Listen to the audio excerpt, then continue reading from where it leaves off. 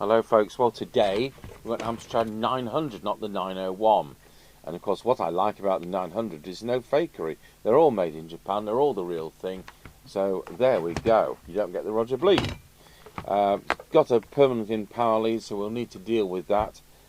Is that the older one which we can't get? I think it could be, so we'll probably put an adapter plate on.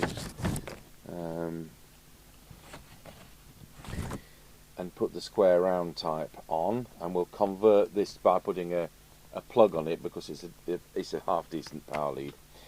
But in the meantime, I will jot down the serial number. So we've got this, a Roto 240 and a Murphy base station for the same customer.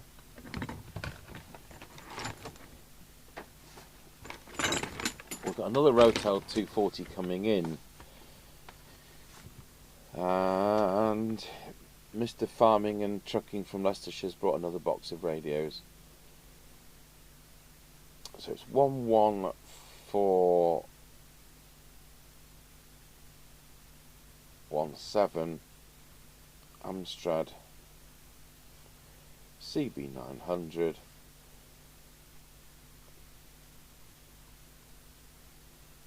Right, so I'll open it up just in case, because you never know. Well, that's a power lead Mr. Chippie's made for those Midland 77810s. It's a heavy duty one, and we're going to offer that type on eBay. There's a 2 metre one exactly like this for to an open end, and a 2.5 metre one with a cigarette lighter plug to replicate what was originally in the kit. But this was enough for 3 amps, and those radios draw just over 1. The trouble with the skinny leads like this, which you got with it, it's only really good for half an amp, so you end up with current limiting. And I mean, it didn't make that much difference. We got 3.1 watts with the skinny lead and 3.2 watts, but you may as well have what you're entitled to a bit more. So that's that. We'll get this opened up. Oh, before we do, the brackets from Brickworks, they have these on eBay as well. I just want to these are an absolute exact replica. Now, they were heat treated originally. You know, this kind of finish, where it's kind of a bit an iridescent metal. It's exactly the same metal, but it's been through a heat treatment, which is now a heat and chemical treatment that's now banned. So that can't be replicated. So these are absolutely exact because I sent him a sample, and it's a lovely fit, and you can see, and if you look at the original instruction book page, there you have it. Mind you, it's shown out of scale, and originally they came with wing nuts, so just in case you're thinking it's those little thumb screw things, it wasn't. It was wing nuts originally, but of course you've got to be careful you don't have more than about 6mm. So I don't know what those are. You'd have to find somebody who knows more about M threads, but they're probably M5. Because these screws are far too big, and what are these? Well, they don't say, do they? They're for Uniden cases. So that's the brackets from Brickworks up at Holmfirth. And of course we do the power leads for these. Mr. Chippie makes these up from the correct mouldings. They're not any new old stock, they're the real thing. Current. So I need to write Amstrad on that so I don't get muddled up. But of course there's no... That's better than nothing. Of course there wouldn't be one on here. So. We're slowly getting quite a lot of reproduction brackets. I think every Cortina Mark II must have got a CB bracket in it. And I went up, when we were up there the other day, in that area to Holmfirth, we'd only got to go like 4 miles to Honley, where brickworks are, and pop in another bracket which is for the communicator NI440DX and those other four, you know, the Mana Kestrel and Planet 2000 and the Serpent UK 4000. So that's another one he's going to be offering. Right, well, we've got a half decent ballast resistor. The usual thing, if we can't get 3.6 watts, we'll change that. So although that's a 3 watt ballast resistor, you know, it'd be better if it was overrated instead of underrated. So we put a 6 watt one in. I can't see any shenanigans on that. It looks lovely. It's virtually a Sanyo. Nearly every part in there is Sanyo. In fact, I think Cybernet was a Sanyo subsidiary. Of course, Sanyo went to Kyocera and so did Cybernet. Right, we'll get this plugged in and see what it does.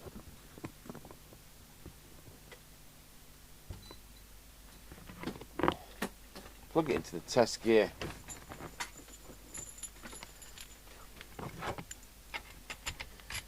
I've no reason to believe it's going to blow up our test equipment, so we'll put the extension speak into the test gear. I think it's a floating earth on these, so I will just have to put that somewhere when the time comes.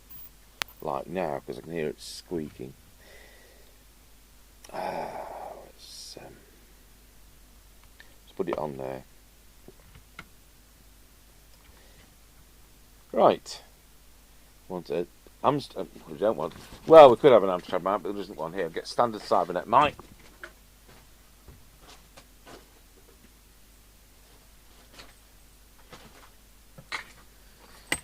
Oh, there we go.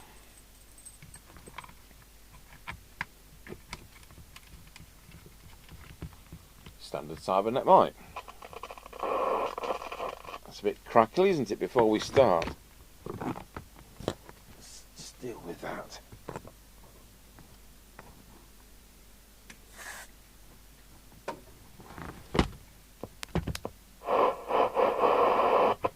In fact, that is as well.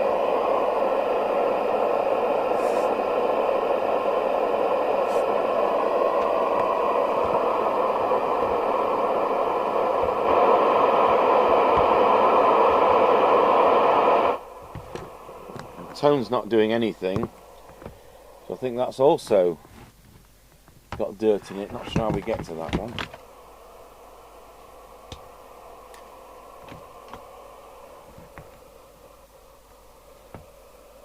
I think the answer's with a long spout, and we've got that.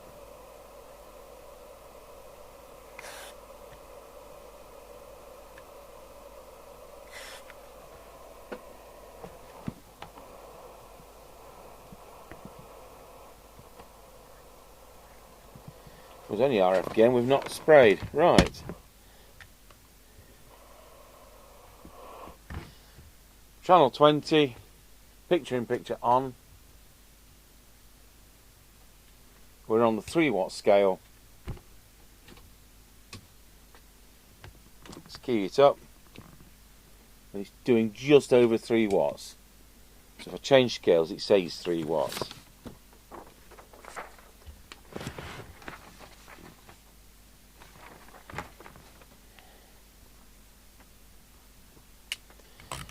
Channel 40, 2.9 watts. Channel 1, 3 watts. Low power, back to channel 20. Not a lot. 220 milliwatts. Back to full power.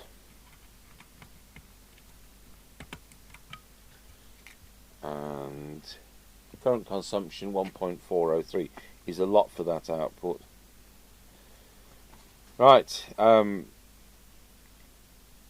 do the VCO here and now.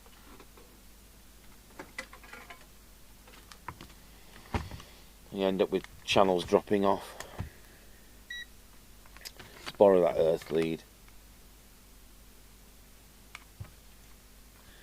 So far end of capacitor 9. And on channel 1, should be 2 volts, which it is. Just pop it down a fraction. No need to, but I will.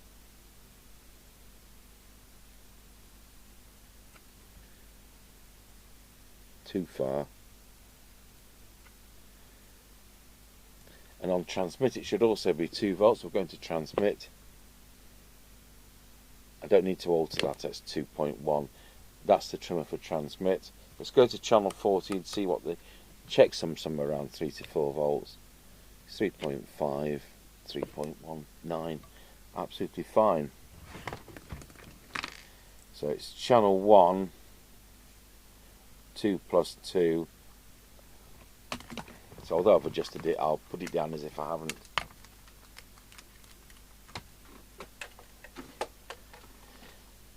Pop that back on the speaker. Test gear's been on about 20 minutes. Let's see what the frequency says. Go over to camera 2. Oh, they're in colour today. That's the wrong channel, of course. Channel 120. 2779. Wants to come up a bit. I'll move that earth because that's right on the frequency adjust foil. We'll do that right away.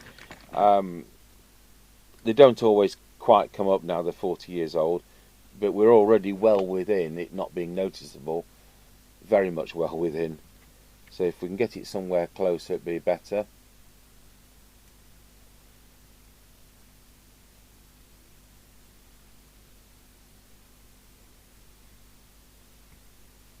He's done it.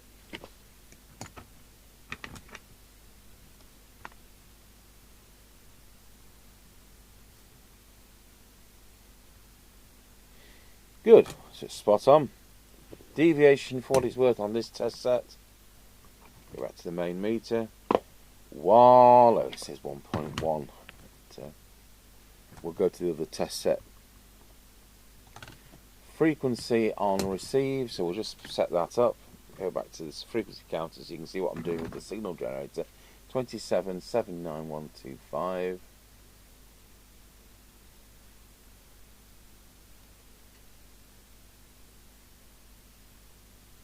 There we go.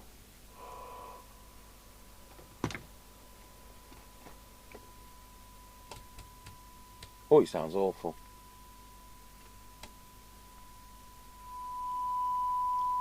It sounds strangled.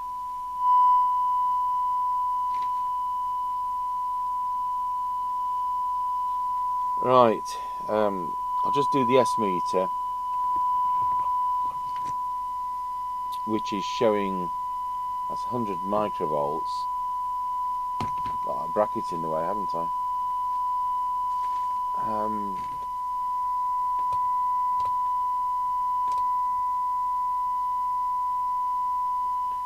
So it's 140 microvolts, not that far out. This doesn't sound right. 140 microvolts. That can go back there.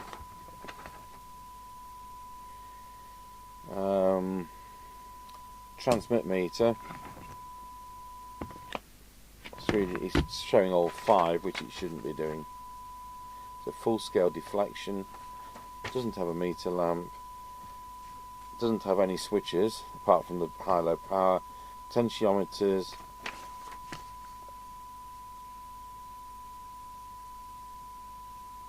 Clean volume, squelch, tone.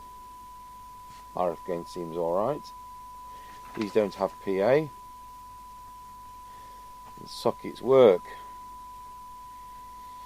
We're off to a good start. Let's see what the receive's like, because these are capable of good receive. So let's go over to our cyanide meter and see what we've got.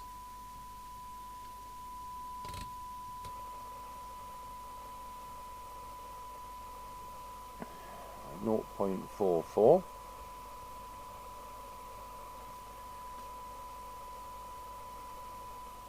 0.39 and 20. It does do it. It's 0.96. So it's actually better than what the book says. Let's do what squelch. I mean, squelch can be lousy on these. It's 100 microvolts, where exactly where it should be. And on the most sensitivity.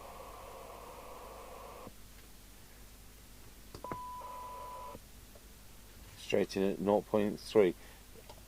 Not quite there. 0.52. Right, we're on to the transmitter.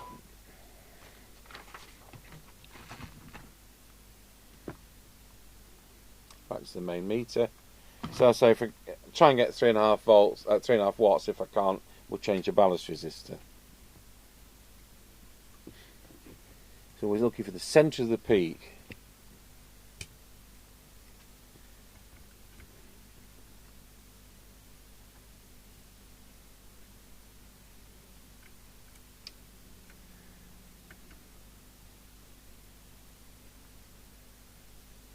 That one was spot on.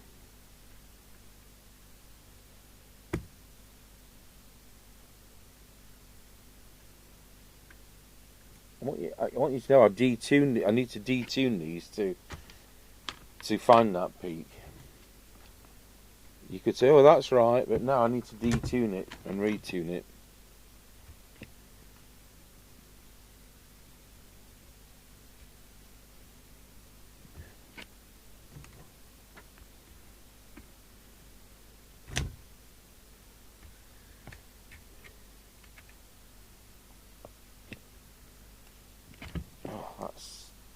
That didn't look like it had got any wax in it, but it must have. It ain't moving.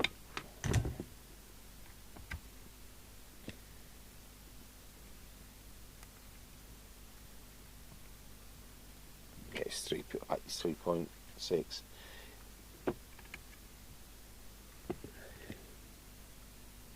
Check the placement of these coils, they're critical.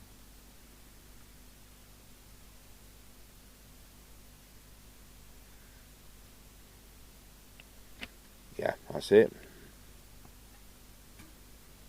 Recheck that one. It's 3.95, so I'll let that cool down because it's going to be 4, isn't it, when it cools down? Good. Right, let's look at the receive. We'll start with the detector. It sounds pretty awful.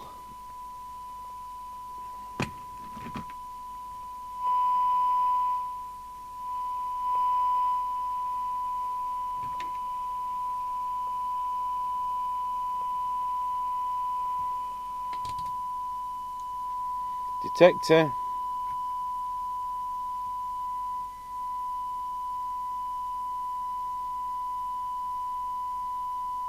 Was out. In view of that, I think we'll probably do the IF first.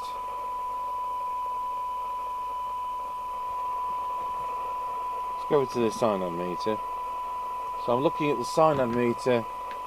I'm looking at the signal meter as well to make sure I'm the right side of the peak. I just want a bit more signal on the signal meter.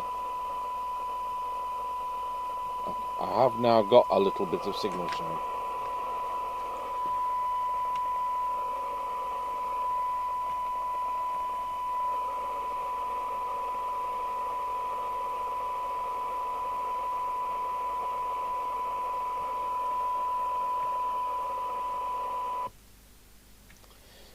Just need to have the squelch on.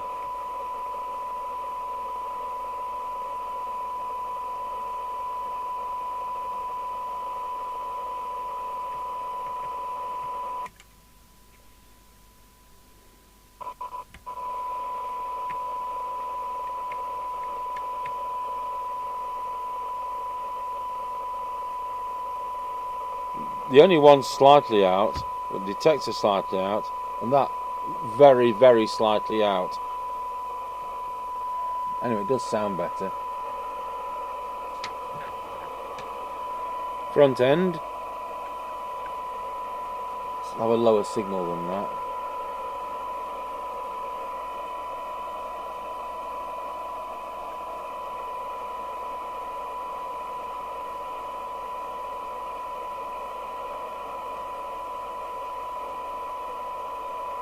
That was spot on.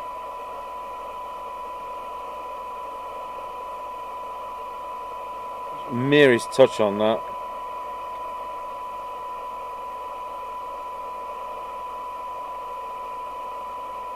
Merest touch on that. Now, of course, the only danger here is if the detector's out, which it was, we can end up with our cyanide reading actually being worse after it's set. So, but not always. Let's have a look. We're in the right scale.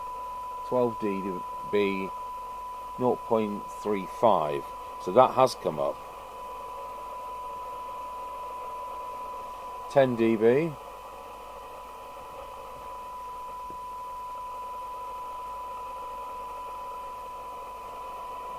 .24, 20 dB, 0.64.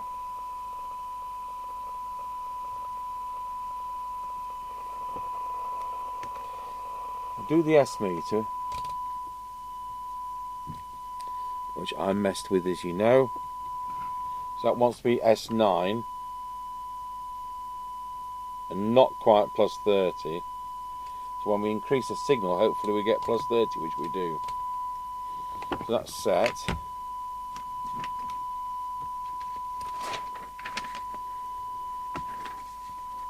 Squelch. Well, it was spot on as it was, but it might have altered because I've changed the IF. So squelch to full. Let's go back to the attenuator, and here we go. 1, 3, 10, 30, 100. It's exactly where I want it to be. I'm trying to write with the trimming tool.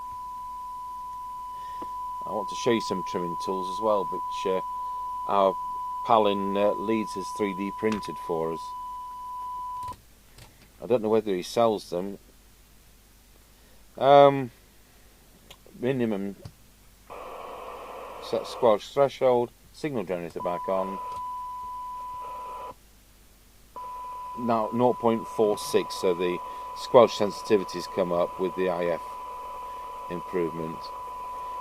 That's a cracking set. Right, we'll go back to transmit. I'll need to set the meter as well. I mean, it hasn't fully cooled down, but it's cooled down in the 5 minutes we've been tuning the receiver. So I may have to turn it down. So let's have a look. So the 5 watts is there, the 4 watts is there. It is 3.95.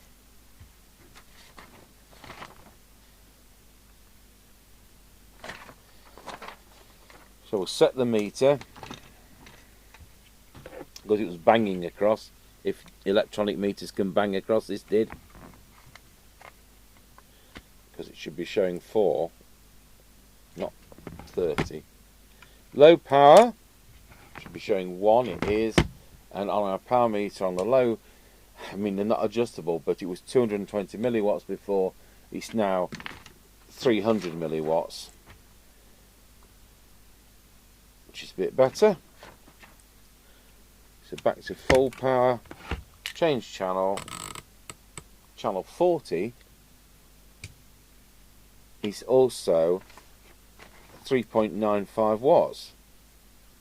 So channel 1 is 3.95 watts. Wow, that's not usually that well balanced. Okay, I'll just look at it gone out, you know. Back to channel 20. La-di-da-di-da. Current consumption 1.38. So we've gained nearly a watt, and we've gone down 20 milliamps. Just goes to show. Right, we need to do the deviation. So we'll see where that is on the test set behind me.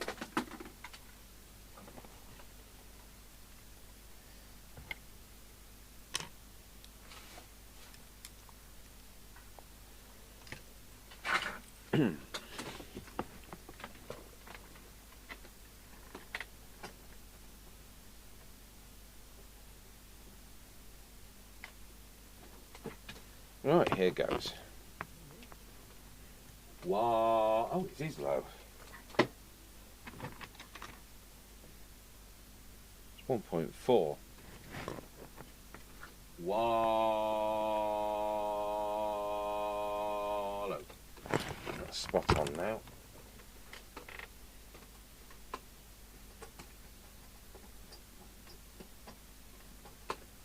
We've probably got one of those genuine sets that's never been messed with.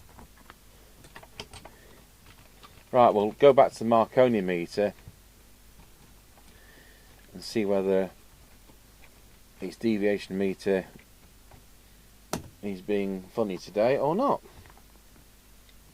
Wow, look, yes, being funny today, it says it's 4. Right, so it was 1.4 kilohertz. It's now 2.2 to 2.5 peak.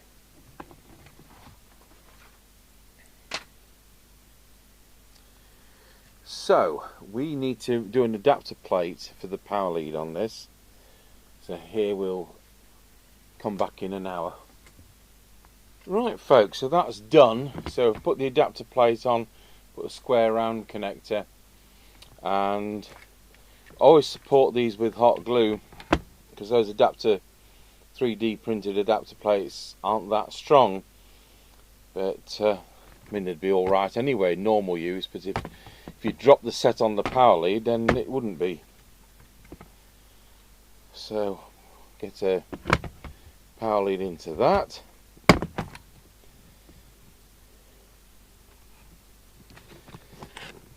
And screw the set back together.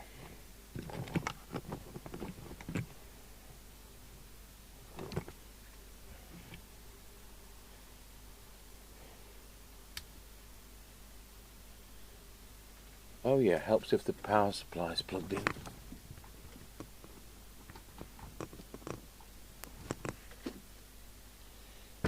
Right, time to put the lid on it.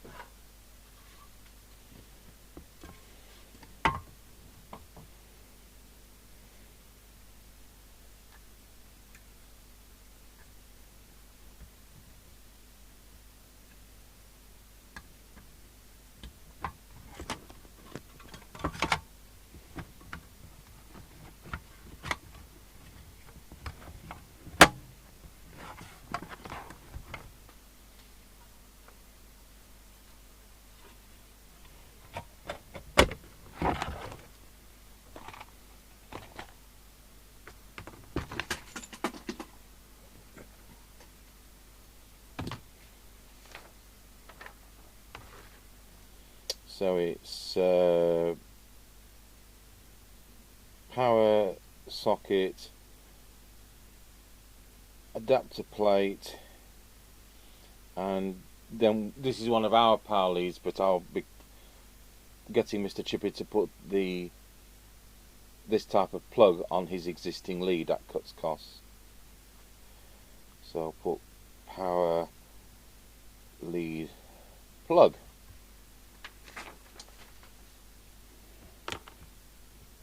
Right, any idea where I put the screws?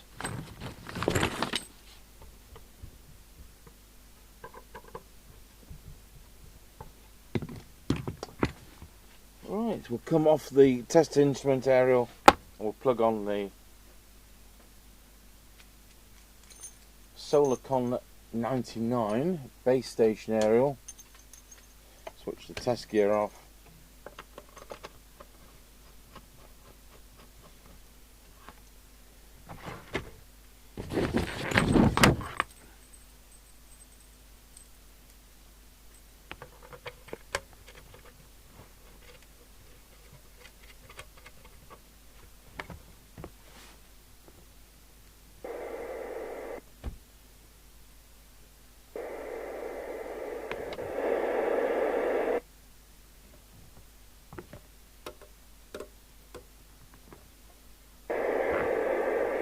One on a Roger.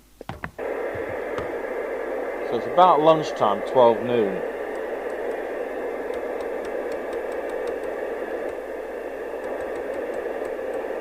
They're probably still not out of bed yet. Nah. So sensitive as this is, there's nothing out there. Right, well, there we have it. Amstrad 900. Of course, they're genuine Japanese. They all are, these. From 1981. Thanks for watching.